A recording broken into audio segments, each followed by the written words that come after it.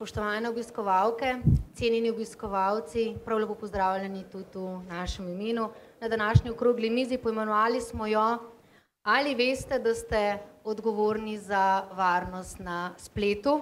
Lahko bi rekli tudi v podnaslovu, ste prepričani, da vaša spletna stran ne prodaja Viagre, poskrbite za varnost. Dobila sem eno asociacijo. Če ste doma nagi, skratka neoblečeni, stojite v kopalnici pred ogledalom, se v resnici počutite čist varno. V sekundi, ko bi stopili ven, pa bi se zaščitili, skratka bi se oblekali, zato da ne bi imeli pogledov navdušenja ali pa zgražanja, kakorkoli. Tako asociacijo v bistvu dobivam na današnjo temo. Večina podjetij se predstavlja na spletu, skratka se postavi na ogled in veliko jih omogoča tudi spletno nakupovanje. Ampak s tem smo mi postavljeni zunanjim svetom in zanima me, ko se postavimo na ogled v taki obliki, a se takrat tudi vsako podjetje razmišlja, da se zaščiti. Lani so namreč nas sicer obravnavali več incidentov kot v letu 2010 in 2011 skupaj. V enem letu bi pri nas 1500 spletnih strani malih podjetij in SP-jev, ki je doživelo razobličenje ali pa kakšno drugo obliko vdora v strežnik. In letos poteka prvo leto uradno mesec Evropske kibervarnosti. Prvo je poskusno bilo že lani, letos pa v njem sodeluje 25 evropskih držav. In prav ta teden je posvečen povečanju ozaveščanja varnosti lastnikov spletnih strani malih podjetij. Kako je torej z varnostjo na spletu, katere nevarnosti nam pretijo in v bistvu ali se jih zavedate. O tem sem pogovarjala s mojimi nocojšnjimi gosti in dovolite, da jih predstavim. Gospod Gorazd Božič je vodja Sicerta, Nacionalnega centra za odzivanje na omrežne incidente. Gospa Leja Benedejčič je direktorica največje spletne trgovine pri nas, Mimovrste, in gospod Miran Varga je IT novinar. Na moji drugi strani pa Uroš Čimžar, direktor skupine Claro, ki vključuje podjetja Domovanje, Domenca in Claro spletne agencije. Denis Oštir, novinar in urednik 24 ur na Pop TV-ju in gospod Matija Jamnik, pravnik, specialist za informacijsko pravo iz JK skupine. Vsem skupaj en lep pozdrav. Zdaj pa, če kar dovolite, gospod Gorazd Božič, bi začela z vami. Omenili smo, v letu dni smo imeli 1500 spletnih mest, v večini je šlo za SP-je, mala podjetja, ki so bila razobličena, imela druge hujše posledice, vdore. Torej, kaj pomenijo te hujše posledice? Na eni strani govorimo za podjetja, na drugi strani pa za druge organizacije. Hujše posledice bi lahko v bistvu rekel za podjetje je sigurno izguba podatkov. Če izgubijo lastne podatke ali pa podatke svojih strank, če so te podatki izbrisani. S tem imajo veliko težavo na spletu, če so nedosegljivi za recimo nekaj ur, nekaj dni, lahko tudi nekaj tednov, odvisno od tega, kako imajo sisteme postavljene. Hujše posledice za druge, za obiskovalce teh spletnih strani so pa lahko to, da se preko strani tega podjetja širi ali neka škodljiva koda, neki virusi, trojanski konji, oziroma da se preko tega spletnega mesta izvajajo neki napadi na tuje ustanove. En tak primer sem ga omenil tudi v predavanju, ko so se slovenski spletni strežniki, tudi slovenski spletni strežniki, uporabljali za napade na ameriške banke. O čemer bomo danes še govorili. Gospod Uroš Čimžar, Domovanje ima letos v bistvu 10-letnico delovanja, postali ste največji slovenski ponudnik spletnih storitev za mala podjetja, tako da imate veliko izkušenj tudi z malimi podjetji. To se pravi, ko se zgodi kaj takega na spletni strani, recimo vdor, vi kot ponudnik gostovanja to takoj zaznate in kako ukrepate? Ukrepamo takoj. Način ukrepanja je avtomatičen, torej naš nadzorni sistem, ki vse skozi teče, zazna okužbo. Na tem trenutku, ko zaznamo okužbo, spletno stran ugasnemo, da se obiskovalci ne morejo več okužati, obvestimo lastnika spletne strani in nato od njega pričakujemo, da bo odpravil ranljivost in odstranil okužbo. Zanimivo je, da dostikrat temu ni tako. Lastnik spletne strani samo odstrani okužbo, ranljivost pa pusti. Ravno zaradi tega smo tudi smo poiskali podizvajalce, na katere lahko te stranke napotimo, da bi jim oni pomagali pri tem, da odpravijo okužbo. Ker tudi to nam pomaga, smo postali še malce bolj strogi in smo uvedli pravilo 3 napak. Torej, če se nekomu okužba ponovi 3-krat in jo ni odpravil, mu preprosto odpovemo gostoljubje, kljub temu, da je zato za nas izpad prihodka, se nam zdi bolj pomembno, da storitev dobro dela tudi za vse ostale stranke. Se vam je to že dosti velikokrat zgodilo? V prvih 5 mesecih letošnjega leta smo pomagali odpraviti več kot 500 okužb UML, torej urejevalnika vsebin, odprtnokodnega, ki se uporablja za izdelavo spletnih strani. Hvala. Gospa Lea Benedečič, vi ste pa v bistvu menedžerka, ki je odgovorna predvsem za poslovanje celotnega podjetja, odgovorni ste za dobiček. Kako pa se vi kot menedžerka odločite, da boste vsem del sredstev vložili v varnost, to je nekaj manj otipljivega, težje včasih obrazložimo? Za nas varnost ni neotipljiva, je zelo otipljiva, zaradi tega, ker kot spletna trgovina moramo biti dostopni ves čas. Mi znamo tudi vsak izpad izmeriti v številkah in številka, ki se giblje za izpad 1 ure, se giblje v 5-mestnih številkah. Da to niso majhni podatki. Drugače pa za nas varnost ni samo direkten potencialni napad strani IT-ja, ampak za nas varnost pomembno širše. Za nas je varnost, da stranka res lahko dobi tisto, kar je naročila. Se pravi, da je opis natančen, da bomo dobili na zalogo, da bo to stranka v končni fazi tudi dobila v obliki, kakšno pričakujemo. Mi varnost širše pojmujemo in v varnost vlagamo ves čas. Hvala lepa. Gospod Matija Jamnik, če pa greva v bistvu potem gledanost, kako je s pravno odgovornostjo. Recimo en hacker udre na spletno stran, s pomočjo te strani povzroči škodo drugim. Je lastnik te spletne strani soodgovoren, se ga lahko toži, recimo, kakor mi je znano v Sloveniji, to še ni zgodilo oziroma nimamo takega primera? Ja, ponudnik načelno ni odgovoren za vsebino oziroma za podatke, ki jih je na njegovo stran ali pa na njegov strežnik naložil nekdo tretji.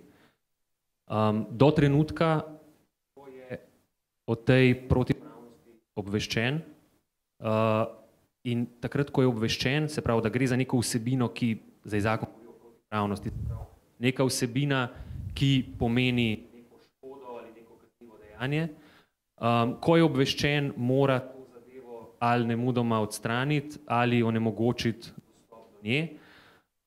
Vprašanje, ki se bo tukaj verjetno pojavilo prej ali slej pred sodišči, je pa, kaj to pomeni nemudoma.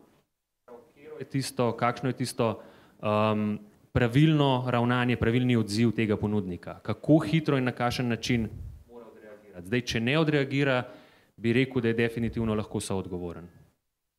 Hvala. Miran Varga, danes podarjamo predvsem, zdaj smo rekli, oblike napadov na spletne strani, čeprav obstajajo v bistvu še druge poti, o tem smo se pogovarjali, kateri pa bi izpostavili, da so pri nas še uporabljene oziroma jih lahko omenjava. Hvala za povabilo na tole okroglo mizo. V elektronski dobi je elektronskih poti do podjetja veliko. Lahko vdrejo v poštne strežnike, lahko se pojavijo v našem mrežičnem omrežju. Zlikovci imajo veliko poti. Katero bodo izbrali, je odvisno predvsem od stopnje zaščite. Oni poiščejo najmanj zaščiten del in ga penetrirajo. Pa bi vsem še, recimo, najmanj zaščitene običajno so katere? Kaj bi rekla?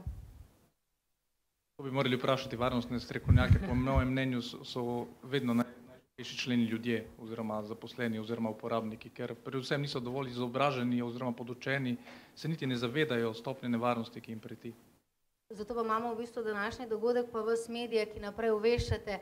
Denis, če se v tem primeru obrnem na vas, kako bi stališča predstavnikov novinarjev, vi obveščate medije o tem dogodku, to imamo mesec kibervarnosti, poročate, kako bi ocenili, da se lastniki podjetij zavedajo pomena varnosti na spletni strani?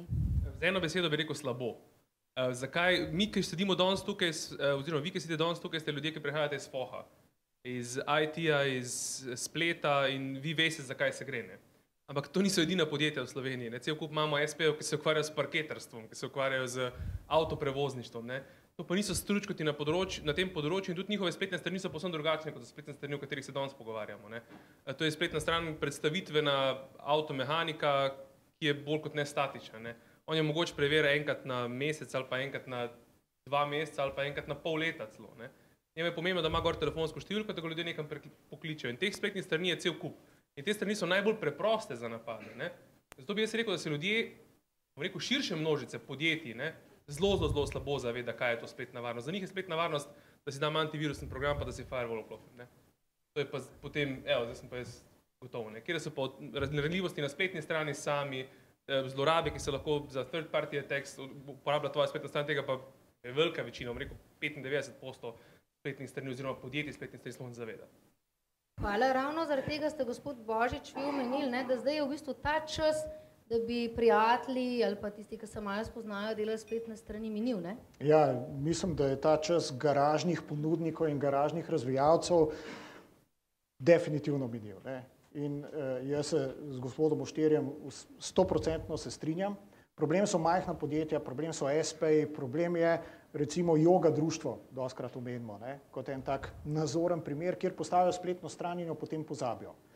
In velik izziv je, če tako rečem, ne, moderno, velik izziv je, kako v bistvu tem lastnikom spletnih mest prikazati, kaj pravzaprav je problem in kje so rešitve. Zdaj, en del našega odgovora je ta brošura, so kampanje, ki jih imamo, kolikšen je ta domet, sigurno ne bomo z eno akcijo tega pokrili, ampak moramo na dolgi rok delovati in jim nekako v bistvu vzpostavljati, če temu rečemo, dobre prakse, ki niso težke. Ne? Kaj je zdaj dobra praksa? Imeti neko vzdrževanje, imeti neko resno firmo, ki ne bo propadla čez en mesec. Ali pa problem je to, da recimo se dajo podjetje razviti spletno stran, en znanc ima sina, pa bo on poskrbel za to, ker se malo spozna na Linux pa PHP. Ne? Ja, in pol naslednji let je nekje v tujini, kot sem rekel že prej v predavanju, na neki študijski izmenjavi in kaj zdaj. Ne? Fino je imeti vzdrževanje, ali bo to prevzel ponudnik gostovanja, ali bo to neka druga zunanja firma, lahko je freelancer, nič narobe s tem, samo neko kljukico je treba narediti. Nekdo mora vzdrževati in nekdo mora biti tam, ko pride do problema, ker vsem problemom se nikoli ne moramo izogniti. Tudi vso požarno varnost imamo, pa sem pa tja pride do požara. In isto je na spletu, kaj se potem naredi, koga se potem pokliče, koga bomo mi na CERT-u kontaktirali in rekli, lejte, tu v to smer morate delati, da rešite ta problem. Ne?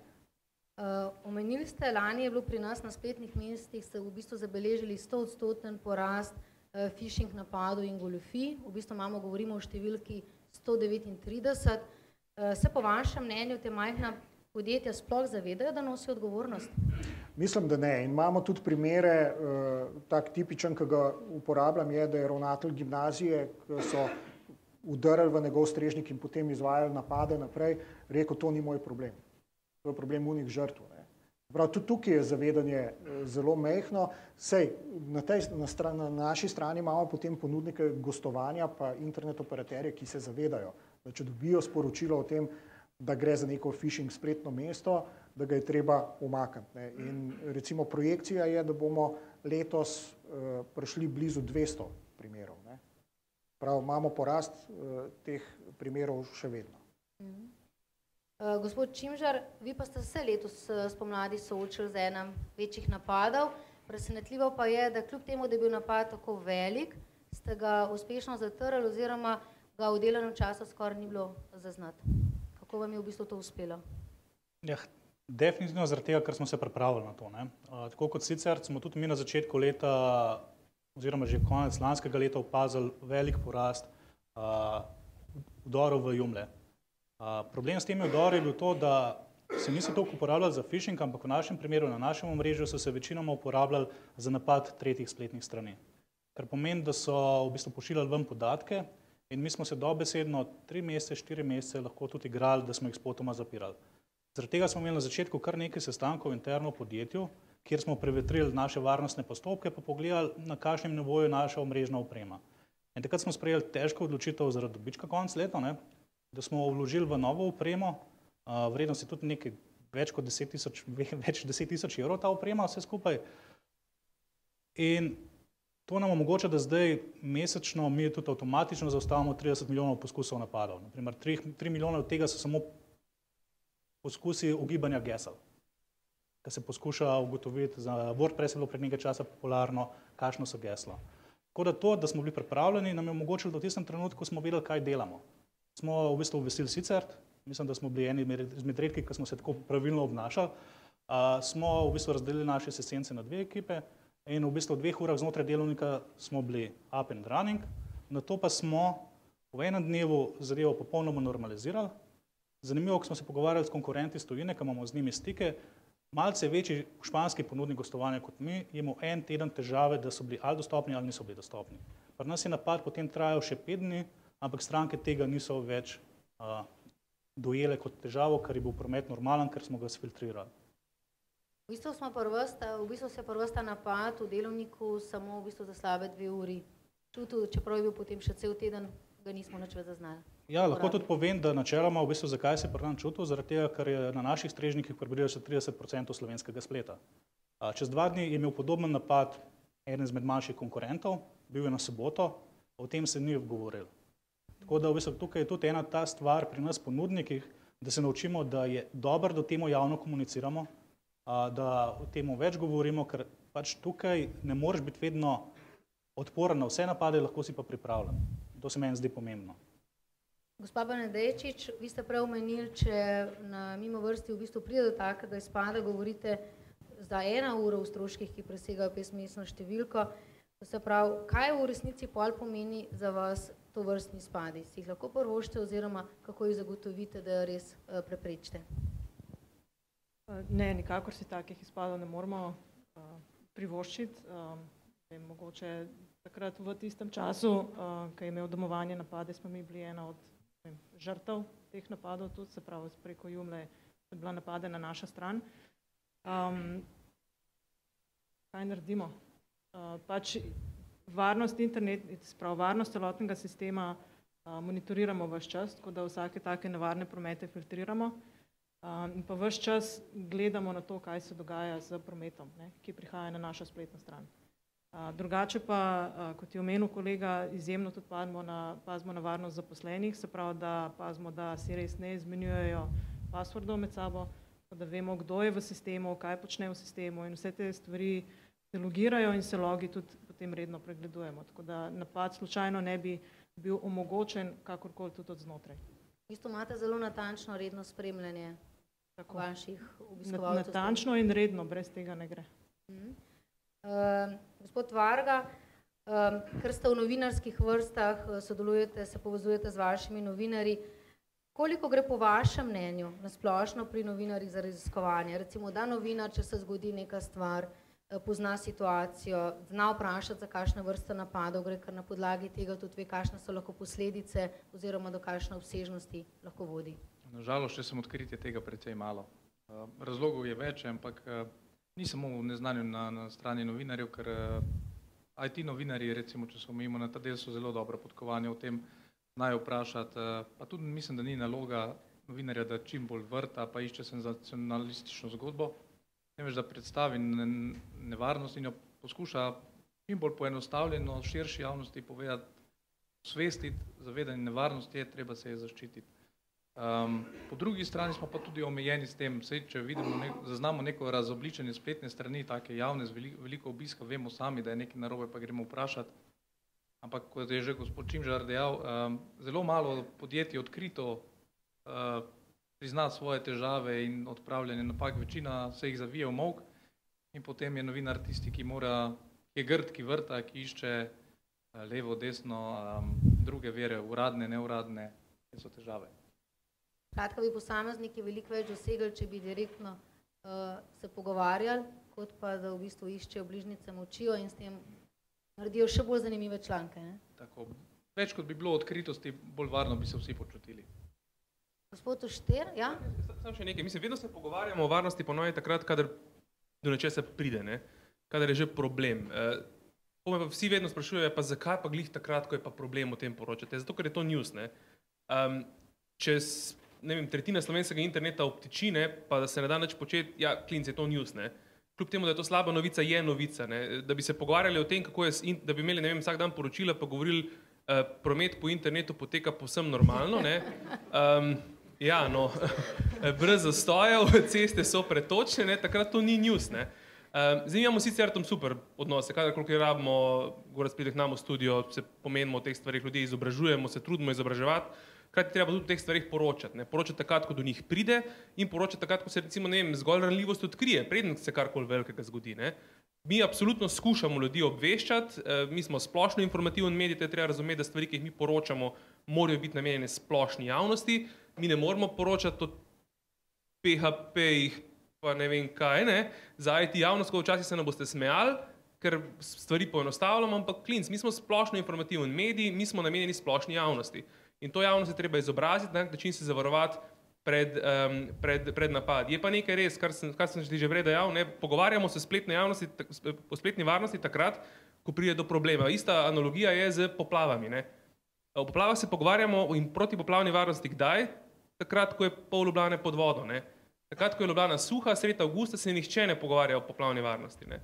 In ista fora je z spletno varnostjo. Žal se pogovarjamo večinoma zgolj in samo takrat, kadar se nekaj dogaja in ta long tail, ki ga imajo te zgodbe, je razmeroma kratek. Ne vemo, ok, zdaj pa internet spet dela, zdaj pa lahko spet grem na Facebook. Ne. Zdaj sem pa dobre volje, zdaj mi pa vseeno, zdaj pa sem ugasnil antivirusen program, ker mi pol na YouTube unih ne vem kaj ne predvaja. Pa sem dal plugin, da v glasu ne vidim, pa sploh ne vem, zakaj ta plugin je, ampak tako se ljudje obnašajo. Ne. In treba je to vzeti, kot ste vsi rekli, ne, najšibkejši člen tukaj so uporabniki. Pa vas recimo zanima, ko se do nekaj takega zgodi, imamo en udor na eni strani, vas zanima, kdo je kriv, ali gre vas sem na osveščanje, iščemo tudi krivce? Zanima nas vse. Mi smo imeli, če se spomnite, en primer je bil, enega Romuna so aretirali pred kratkim v Sloveniji, ne? Enega hekerja romunskega, ki bil v Sloveniji, mi smo poročali o tem. Nas zanima vse, zanima nas, kje stvar izvira, na kak način se da pred njo zaščititi, kdo je v zadnji, kaj počnejo, kako se zavarovati. As much as possible. Če se da o tem narediti veliko, bomo naredili veliko. Ne? Pa zelo pogosto problem v Sloveniji prvič dobiti sogovorce na to temo, ker vsaj pri policiji, kar se strokovnjakov za spletno kibervarnost jih je razmeroma malo. Ne? So sicer stručkoti, ampak zelo slabo govorijo. Pač televizija smo tak medij, da rabimo nekoga, ki govori pa ki nastopa. Imamo sicer super odnose z njimi, če rabimo, tudi dobimo. Ne?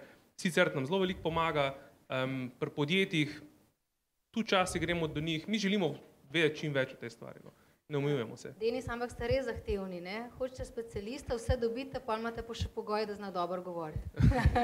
Kaj je že Petar Radovič enkrat rekel, ovo ni radio. Ne, ampak tako je, mi, tu treba vedeti, televizija je malo specifičen medij, malo smo bistveno krajši, vsebine pri nas so krajše, kot so vsebine recimo v časopisu. V časopisu si lahko vzameš čas, na internetu si lahko vzameš čas, ne? Televizija je pa pač omejena z dolžino prispevka. Imate pa podporo urednikov v resnici, da to temo, čeprav ni to vedno tista hot tema, lahko poročate? Ja, lahko. Jaz s tem nimam problema. Jaz kot urednik bom rekel, da sem temu vedno namenil dovolj prostora, če je zgodba zanimiva. Kot rečeno, smo komercialni mediji, smo mediji namenjen širši javnosti in če bo stvar pripravljena na tak način, da bo širši javnosti to zanimivo in da jo bo informiralo, absolutno za ne. Vi ste v bistvu kratki, nasprotno, gospod Varga, pri vas pa imate bolj strokovne članke, tudi v bistvu za veliko medijev pišete, ampak vedno podajate rubriko in vi si lahko dovolite, da napišete več, bolj natančno pa to res berejo, oziroma so bralci še do drug razen, v bistvu publika, ki smo že rekli, ki to že kar spremlja, pozna?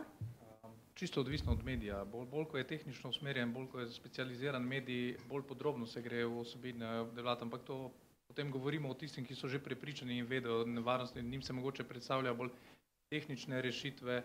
Medtem, ko je bolj ko je javen mnenje, širok medij, tam se gre pa, kot so že omenili z Denisom, v poenostavljanje, da se jim s preprostimi besedami pove, kje je nevarnost in mogoče kakšni so načini, kako se obvarovati pred nevarnostmi in napadalci. Če smem, bi imel malo replike na tole. Recimo na poplave, ne, lahko rečem, da od leta 2010 v bistvu se tudi takrat, kadar ni večjih incidentov, pogovarjamo o tem, kako predstaviti to javnosti. Vemo pa, da je prvič ozaveščanje je tek na dolge proge in z ozaveščanjem nikoli ne bomo prišli do 100% tistega, kar želimo. Vemo, da v bistvu nek domet imamo z ozaveščanjem, potem je treba kombinirati pa z drugimi zadevami. Tukaj je potem izobraževanje v šolah, ne, če gremo na to plat. Na drugi strani je pa v bistvu tudi regulacija, da pa v bistvu država potem reče, aha, tukaj so pa problemi, ne, in kot bi pri poplavah rekli, moramo pa zdaj na državnem nivoju neke kanale zgraditi, ne, je tukaj, da država pogleda v bistvu gor iz ene ptiče perspektive in reče, vsem bi pa mogoče tukaj eno regulacijo pa tukaj malo spremenili, ne, tako vsaj v teoriji. Bi morali se pa zavedamo tudi, povsem dobro se zavedamo, da ne moramo v bistvu, nam se sicer zdi, ne, da v vsakem trenutku je ta internetna varnost najbolj pomembna, ampak mi vemo, da v bistvu, če zdaj, ne vem, bo ena stranka zavrnila proračun, potem bo to tema večernih poročil, pa so lahko hekerski napadi taki in drugačni, bomo mi porinjeni nekam v ozadje. In to je realnost, ki jo sprejemamo, ne, in vemo, da moramo zelo enostavno dajati svoja sporočila in recimo ta brošura je en poskus v tej smeri, oziroma že en tretji ali četrti, da zelo enostavno pojasnimo, kje so problemi in v katero smer so rešitve. Oziroma jih plasirate v času, ko so kisle kumarice, ne? To je pa tudi, če imamo srečo, v bistvu nam to uspe. Ja, samo v času kislih kumaric ne moreš, ker takrat ljudi ni doma, ne? A berejo, pa poslušajo. Ampak so na dopustu, ne? Ampak pravijo, da trači se takrat najbolj prodajajo. Gospod Jamnik, prej smo omenili, če imamo napad, ali lahko recimo ponudnik, v tem primeru domovanje, povejo medijem, kdo menijo, da je kriv, recimo, če pride do takih udorov. Zdaj, verjetno prvo vprašanje je, a želijo to povedati, ne? A želijo razkriti svojo stranko, čist vprašanje poslovnega odnosa, ampak če pa gledamo pravno, bi pa rekel takole, ne? Tudi v poslovnem svetu ali pa v poslovnem svetu še bolj velja načelo svobode govora oziroma svobodnega širjenja vesti in mnenj, ne? Seveda je tak podatek, ne, da je prišlo do nekega incidenta, da se je stranki nekaj zgodil, po drugi strani lahko bi bila poslovna skrivnost, ne, vendar zakon recimo v gospodarskih družbah izrecno pravi, da kot poslovno skrivnost ni mogoče določiti nekega podatka, ki pomeni kršitev zakona ali pa dobrih poslovnih običajev, ne.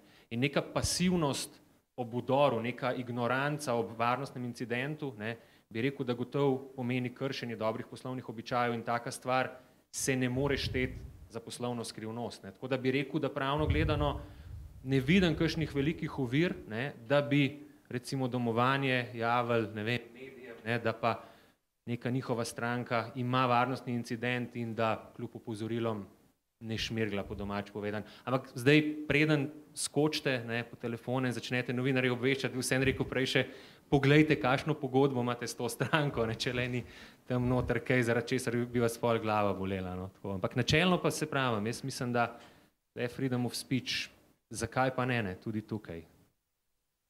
Hvala. Gospod Božič, omenili ste, ko smo se pogovarjali, da se pogosto zgodi, da nekdo preko spletne strani okuži z virusom obiskovalce te strani in potem ta lahko preko njihove strani prodaja Viagro ali karkoli drugega. Vi potem o tem obvestite lastnike spletnih strani in v večini primerov ste dejali, se zgodi, da reagirajo, nekje pa ne, ker v bistvu nimajo tega znanja. In moje vprašanje je torej, kje je največji problem posameznikov, ko jih obvestite v problem, ne? Kaj je tisto, kar rečejo in se odmaknejo? Ja, prvi problem po moje je že psihološki, ne? To je tudi, zakaj se načeloma ne govori o tem, zakaj se govori samo o odmevnih incidentih, zato ker o tem ljudje ne radi govorijo. In ko vi pošljete nekomu obvestilo, vi imate problem na spletnem mestu, bojo želeli čim prej to pozabiti. In to je reakcija določenega števila ljudi, je to, da pogledajo sporočilo in ga zbrišajo ali pa dajo v mapo arhiv in rečejo, se bo samo od sebe minilo. Ampak bolj pogosto je pa v bistvu, da ja, temu rečemo neznanje. Sej en parketar, zakaj bi se moral on učiti IT, pa kako so spletne strani postavljene. Važen je, da v bistvu on plača nekoga, ki mu to spletno stran vzdržuje. In ta je strokovnjak. In v bistvu tukaj je tisti problem, ki se večinoma pojavlja. Da tisti, ki dobi to sporočilo in ki je kontaktna oseba za to domeno, ne ve, komu zdaj to poriniti v roke in kaj narediti. In potem je nekako v bistvu zamrzne in se nič ne zgodi. In potem v bistvu probamo prek ponudnika gostovanja, kot je pa Uroš povedal, imajo pa oni svoje potem probleme, da oni so pa takoj obtoženi, da jim želi nekaj prodati. Tako da mislim, da je to ta glavni problem. In da ni tega predvidevanja, tako kot imamo recimo za požarno varnost, so neki pravilniki, treba je imeti gasilne aparate in ve se, koga se pokliče, ko pride do požara. Na internetu tega še nimamo. Imamo internet gasilce, to smo mi na CERT-u, ampak veliko ljudi ne ve, da lahko nas pokliče. Ali pa tudi, če zvejo za nas, mislijo, ja, nam bojo zaračunali. Ne vejo, da ponujamo to storitev brezplačno, da je to iz proračuna, da je to nacionalni center in ne vejo, nimajo scenarija, kaj narediti v primeru vdora v spletno mesto. In to, mislim, ni sam problem malih podjetij. Jaz sem prepričan, da so velika podjetja v tej državi, ker resne denarje obračajo vsak mesec, ki nimajo scenarija za vdor v njihov sistem. Gospa Benedejčič, pa dajva tole vprašanje kar na vas, v bistvu tudi če, tudi vi morate lastnikom argumentirati vložek v varnost, verjetno jim je težko, govorimo o nekaj neoprijemljivem, ok, rekli ste, mi se zavedamo, ker je varnost za nas pomembna, zaradi tega tudi lahko, če vse varno deluje, prodajamo, pa zavedamo se po drugi strani, da kakovostni zaposleni na tem področju stanejo. Se pravi, kako je pri vas s tem vprašanjem, pa še s kakovostjo zaposlenih oziroma vložek v to stroko? Zdaj, mi imamo od lani pač novega lastnika, tujega lastnika, tako da počasi tudi prehajamo na sisteme novega lastnika. Ti sistemi so deloma centralizirani, imajo pa bistveno višje stopnje varnosti kot pa sistemi, ki jih uporabljamo že danes. Tako da meni osebno ni treba nič utemeljevati, da je treba investirati v varnost, ker to lastnik počne že sam, v lasti ima več spletnih trgovin po vzhodni Evropi in se zaveda, kakšna varnostna luknja oziroma kakšen izpad prihodkov lahko prije, če res pride do kakšnega hujšega vdora ali pa če začnejo izginjati podatki. Drugače pa mogoče še to, kar ste vi rekel, da ponovadi ni načrta, mogoče smo mi malo specifični, mi imamo načrt, no. Če neč drugega, vsi letimo v isto smer, pa začnemo iskati, ampak definitivno je to, če že imamo kakšen krizni načrt v hiši, je to eden od načrtov, ki ga imamo. Ko se pogovarjate z vašimi kolegi menedžerji, je kdaj to tista tema in opazite, da je razlika, da mogoče vi več poudarka date na varnost, kakor drugi? Zdaj, če se pogovarjam z menedžerji iz branže, bi rekla, da ne, da dajemo enako, če so pa to ljudje iz druge branže, pa po večini niti ne razumejo, zakaj investiramo v tako stopnjo varnosti. V bistvu sploh ne razumejo, zakaj se vi tukaj ustavljate. Tako. Lahko jaz sam še eno. Mislim, ta gorazd vam je dala zelo razmišljati o tem, da je pač treba nek sistem, nek varnostni sistem narediti. Zdaj, pri požarni varnosti je stvar dosti simpel. Imamo pač geografsko omejeni smo, vemo, kje so pisarne, vemo, kje so ljudje, pri internetu pa meji ni. Zdaj, problem, po mojem mnenju, največji problem pri kakršnikoli regulaciji, ki bi se tukaj pojavila, je cross-border. Jaz lahko hosting najme, kjer želim. Ni treba, da imam domeno.si, lahko se predstavim, kamor želim. In tu je tisti issue, kako bomo našli tistega yoga društvo, ki ima na nekem brezplačnem strežniku nekje postavljeno svojo spletno stran, ki se je postavil 4 leta nazaj, ki jo je napisal en mulj v 3. letniku srednje šole takrat za Internet Explorer 6. Polna je bugov, kako bomo zdaj našli tistega. Mislim, mi se lahko v Sloveniji trudimo, kolikor želimo. Mi lahko v Sloveniji postavimo fantastične standarde, mi lahko v Sloveniji naredimo super sistem, si CERT-om na vrhu, lahko rečemo, bomo dali upravljavcem spletnih strani, vsak mora imeti certifikat, ki ga mora pridobiti, pa ne vem, sistem mora biti napisan, varnostni protokoli mora biti izdelani. Ampak kako to zagotoviti na internetu? Tukaj gre za dve različni zadeve. Ta primer yoga društva, ki je nekje v oblaku, ta primer rešujemo z mednarodnim sodelovanjem. Zdaj, CERT-i smo išli iz te samoregulacije, konc 90-ih, in se mednarodno povezujemo in si sporočamo zadeve in si pomagamo. In vidimo, v tvoji državi je nekaj, lahko nam pomagate in dostikrat pridemo do hitre rešitve na tak način. In tukaj pač nek procent uspemo rešiti, nek procent pa potem z nekimi alternativnimi metodami pridemo do nekakšne rešitve, recimo, da nam pol ponudnik gostovanja vse nekaj pomaga ali pa iščemo, kako bi, ne vem, drugače rešili ta problem. Drugo je pa recimo ta primer, požarna varnost, pa kaj se da narediti znotraj enega podjetja. Zdaj, malo sem mislil, da bo to problem, kaj če ima neko podjetje hosting kot Zoom, to je spet druga tema, to je varnost v oblaku, kjer je zelo enostavno pravilo. Dlje, ko so podatki, manj imaš nadzora nad njimi. Se pravi, bolj so izpostavljeni nekim tveganjem. V podjetju je pa važno identificirati ta tveganja. Kaj je tveganje? Izguba podatkov, downtime oziroma izguba storitve. In recimo v primeru Pop TV-ja, kaj bi to bilo, na izguba podatkov, aha, imamo backup, kako hitro ga lahko postavimo nazaj. Ne? Izguba servisa, imamo rezervno lokacijo, kjer lahko to. Ne? Recimo do takih, ne vem, izguba elektrike, koliko časa nam bo UPS delal. Ne? Take stvari, ki verjetno za TV produkcijo so v bistvu že rutina. Je to vse napisano, ne? In nekaj tazga je treba imeti tudi in za spletno mesto, in za ostale storitve, za e-mail komunikacijo, ki je verjetno tudi danes že kar kritična za novinarje, ne, ker polno tega leti po mailu. Ne. In tukaj imeti ne blazno komplicirane, pa ISO 27001, take špehe, ampak v bistvu dosta enostavne. Ne. In pol tam, kjer pa mi noter pridemo, tudi kdaj je pa tisti trenutek, ko pa se organizacija odloči, ups, to pa zdaj presega, ne, naše kompetence, znanja ali pa naš horizont tega, kar mi vidimo, dajmo v bistvu mogoče zadevo sicertu, dati pa vidimo, a bojo oni lahko iz tega kaj več zbrskali. Ne? Če lahko jaz dodam, no, jaz mislim, da je z regulacijo možnost popraviti. Saj se mora biti čuden sliš, da jaz kot ponudnik gostovanja zagovarjam regulacijo, ne? Ampak načeloma v bistvu v Sloveniji do konca lanskega leta operaterji, torej te ponudniki interneta, niso bili obvezani poročati o varnostnih incidentih po zakonu. Skratka, v bistvu lahko so bili tiho, če jim bilo udarilo njihovo omrežje, ni bilo treba tega povedati. Kar pomeni, če ne povejo, ni nobenega medijskega pritiska, ker se, če vi slučajno ugotovite, se podmete pod preprogo. Zdaj, ko je potrebno poročati, ne vem, če že poročajo, mislim, da ne še čisto vedno, ampak stvar, ko smo mi prišli, rečemo, po tistem napadu na nas, do ponudnikov, dostopa pipice do nas, in smo vprašali, ok, kaj nam pa vi lahko ponudite, smo ugotovili, da smo bili prvi, oziroma eden izmed prvih, ki smo to vprašali, kar je pomenilo, da nam lahko ponudijo čisto tisto, kar si mi sami plačamo. Ne, da bodo to oni ponudili kot storitev na trgu, ampak mi smo edini v Sloveniji, ker jih je to zanimalo. Ko so naše stranke nas sprašvali, joj, mi pa zdaj 1 uro nismo bili med delovnikom dostopni, kako pa to je, in smo jih mi vprašali, ok, mi lahko pripravimo produkt, ki bo 10-krat dražji, kar ni veliko, kar pomeni namesto 5 evrov na mesec, bo 50 evrov na mesec, a ste pripravljeni za to plačati? Ja ne, to pa ne.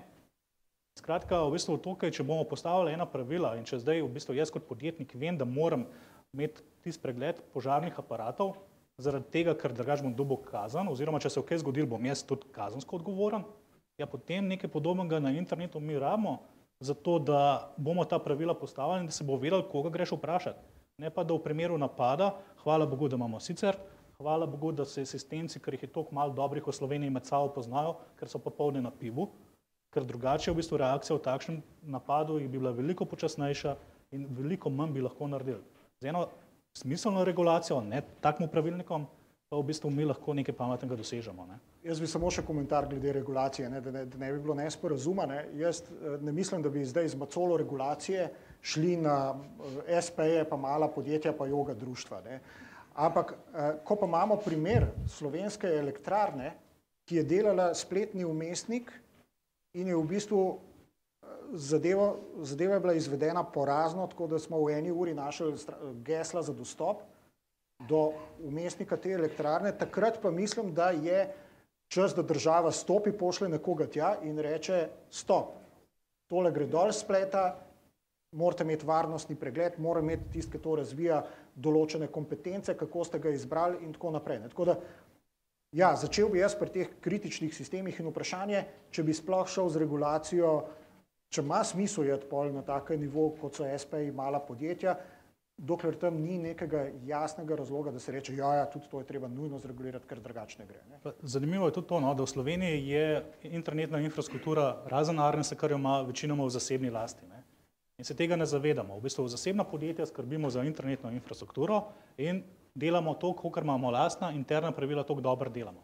Zdaj pa odvisen spet, kakšen lastnik je, a je tuji, ki v bistvu že pozna, kaj varnost zanj pomeni, kakšen izpad prihodka, če se zna to preračunati, a je morda kdo slovenski lastnik ali pa tudi tuji lastnik, ki želi dobiček, ali pa slovenski lastnik, ker je v krizi, pa mora znižati stroške. In kje jih bo nižal? Jaz se naraven tistega sistemca, cel dan sedi pa samo gleda tiste ekrančke. Ja, ni lih najboljše razmišljanje. Ne? Če se lahko še jaz navežem na predhodnika predlagane regulacije, ne? Se strinjam, gotovo, tukaj bi država nekaj mogla narediti, ampak smo po mojem na zelo tenkem ledu. Ne? V Sloveniji imamo namreč bizarno dojemanje stvari, ne? In kaj bi rekli, ne? Takoj firme take drugačne novo birokratsko breme. Ne? in na odpravi birokratskih bremen, pri nas pač nekateri politiki recimo med drugim gradijo svojo kariero ali pa preživetje.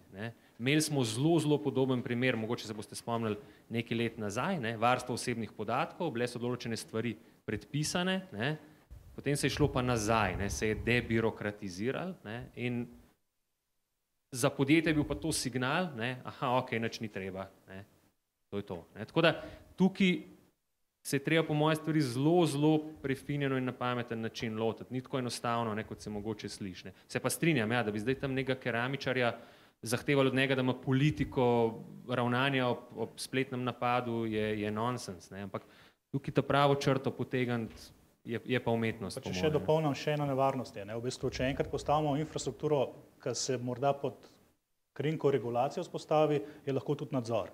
V Turčiji ponudniki gostovanja pa elektronske pošte morajo dnevno pošiljati vse loge podpisane z heši na ministrstvo. Skratka vse, zato da vidijo tudi, če so za nazaj kaj popravljali. To zdaj upam, da je to uradno znano, sicer drugače sem tako zvedel ob kavi, ampak ne bi rad, da kaj takšnega v Sloveniji tudi pride. Tako da tudi to stvar moramo pomisliti. Tako da jaz tudi ne zagovarjam regulacije čist do konca, pa do najmanjšega podjetnika, ampak vsem bi bilo pa fino postaviti ena splošna pravila. Zdaj v Evropski uniji so že pripravljali neke usmeritve, koliko smo pa v Sloveniji, recimo, ki se malo razmišlja, ampak po vašem pogledu, kaj mislite, kdaj pa to bo? Zdaj v Sloveniji tisto, kar dobimo iz Brusla, tisto prej ali slej implementiramo. Tako da tukaj formalno gledano ni velikega problema. Mislim, da je malo problema pri pristopu. V državi mislim, da tako kot na drugih področjih, tak fragmentiran pristop, ni enega celovitega pogleda, v bistvu pa več energije. Trenutno mislim, da ni to toliko pomembna tema, ker jo prekrivajo druge. Tukaj pridemo pol v to, ali je politično pomembno ta trenutek govoriti o informacijski varnosti. Mislim, da pač Evropa nas bo malo porinila v to sceno, koliko bomo pa mi pol znali pametno implementacijo narediti tistih direktiv, ki nam bojo priletele na mizo, to je pa seveda naša naloga.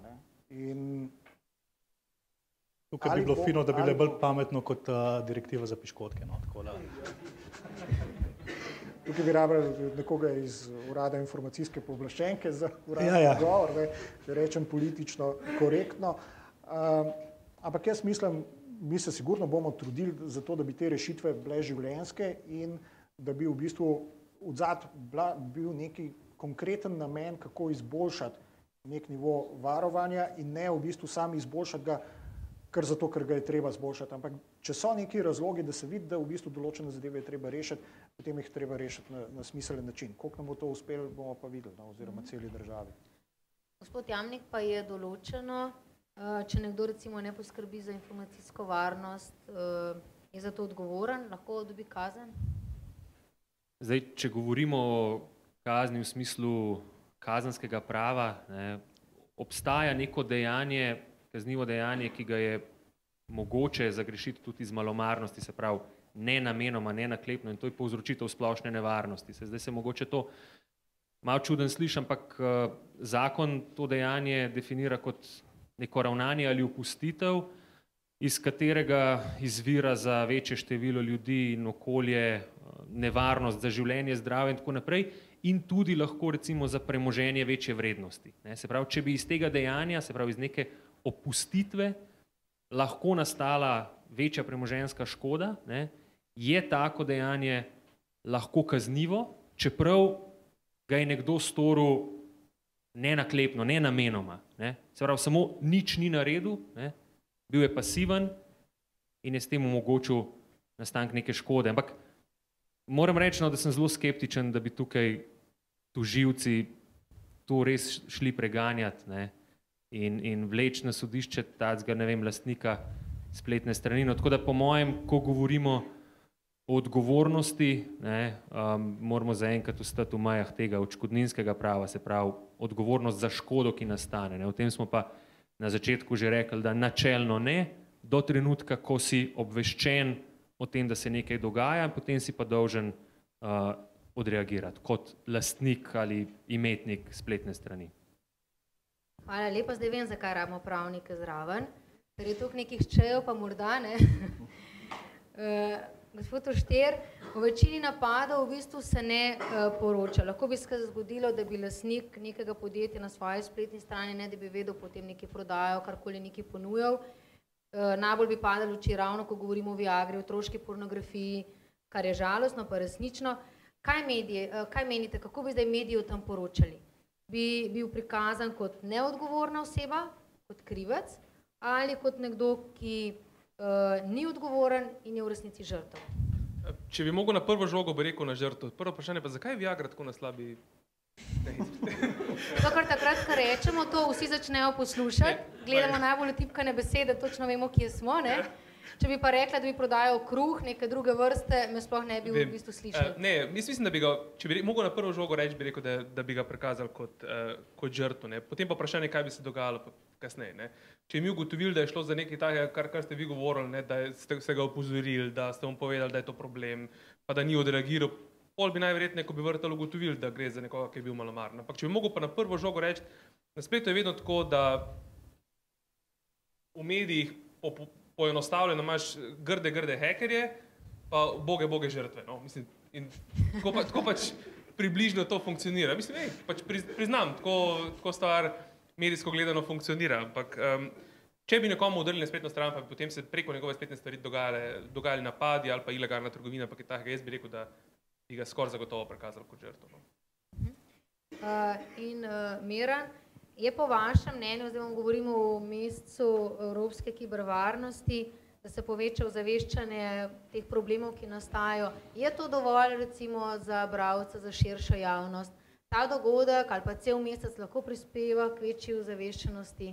Vsekakor lahko prispeva, ampak mislim, da bi bilo bolje, če bi o tem poročali celo leto, ne samo v primeru večjih zlorab tega, ampak da se ustvari zavedanje, da morajo tudi ljudje sami kaj narediti za svojo varnost na spletu, ker ta temna stran interneta postaja čedalje večja in se dotika vseh nas, čeprav se tega niti ne zavedamo.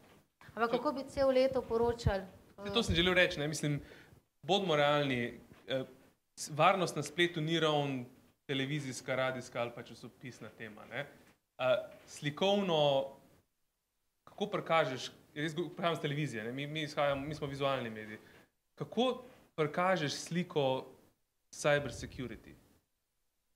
A so to kabli pa lučke, ki utripajo na switchu? Bom pokazal pol video. Ne, samo, eno je oglas, ne? Druga stvar, to so oglasi. Jaz prihajam iz informativnega medija. Ne? Pri nas imamo blazne težave s tem, kako pokrivaš prispevek o cyber varnosti, razen tega, da tako narediš malo kaj že matrica, da cifre nek letijo. Mislim, televizično gledano ni blazno zanimiva tema. Ne? Enak problem imajo tudi časopisi, tudi fotke, tam imaš prišla človeka, ki ti o tem govori, pa kako predstaviš. Ne?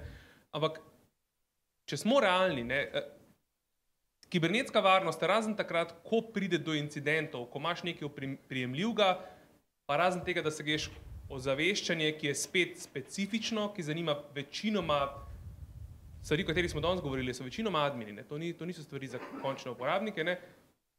Niso medijsko atraktivne. Ne? Po moje je bolj pametno, da namesto da jamramo na tem, pa rečemo, pa mediji o tem nič ne izobražujejo, pa ne poročajo, najti druge načine, to, kar ste že govoril, o teh, da naj izobražujemo mlade na nek drug način, da najdemo drug način, kako priti do ljudi, ki so za to odgovorni. Ne? Mediji so sicer super, na prvo žogo delujejo fascinantno, ampak ne vem, če so glih pravi način za doseganje tega, kar želimo doseči z ozaveščanjem o kibernetski varnosti, o tej kibernetski varnosti, o kateri se danes pogovarjamo. Potem je kibernetska varnost, kot rečemo orožje. V bistvu bilo fajn, da jih vsak dan kupimo, jih pa samo za Valentinovo. Če v bistvu nadaljujem malo, smo ugotovili, da je varnost pomembna, mediji bi poročali, vi boste za evropsko regulativo poskrbeli oziroma, da bi se preselila na naše polje, ne? Je pa najbolj fajn, da imamo čim več odorov, ker potem bo sploh zanimivo, da mediji poročali, smo najhitreje poskrbeli za osveščanje. Tako malo ponostavno, ampak takole bi novinarji poročali. Sem blizu? Jaz nobenemu ne želim nič slabega, ne? Tako da bomo rekli, dajmo pustiti, da vdorov ni, pa da smo vsi varni, pa da nam o tem ni treba poročati, ne? Super. Mislim, da potem še boljš, ne? Hvala lepa, v bistvu tako smo malo začeli, Miran. Sem hotel še dodati, ja. Tudi dojemanje nevarnosti, ne? Če se zgodi na drugem koncu sveta, pa odrejo v neko ameriško banko, nam to ni blizu, ne? Če bi bilo v slovenski banki ali pa sosedu izpraznijo račun, če bi o teh zgodbah več govorili, bi se tudi ljudje bolj zavedali, da se lahko se zgodi tudi meni. In takrat, ko lahko se zgodi do meni, v bistvu postane aktualno. Zdaj smo odprli nekaj tem in prepričana sem, da imate tudi vi vaše vprašanja, pomisleke za naše sogovornike, ki vam jih bom predala. Tako da se bom zahvalila in vas povabim na zadnji del druženja. Hvala lepa, gospod Miran Varga, Pale Benedejčič, gospod Gorazd Božič, gospod Uroš Čimžar, gospod Denis Oštir in gospod Matija Jamnik. Hvala lepa. Zdaj pa vas lepo vabim, da pridete na druženje, pogostitev in date vaše vprašanja tudi njim. Z vami sem bila Andreja Jernejčič-Vizjak in vesela bom, če boste te zgodbe, ki smo jih govorili, ponesli naprej in pomagali k večjemu ozaveščanju glede varnosti na spletnih straneh. Hvala lepa.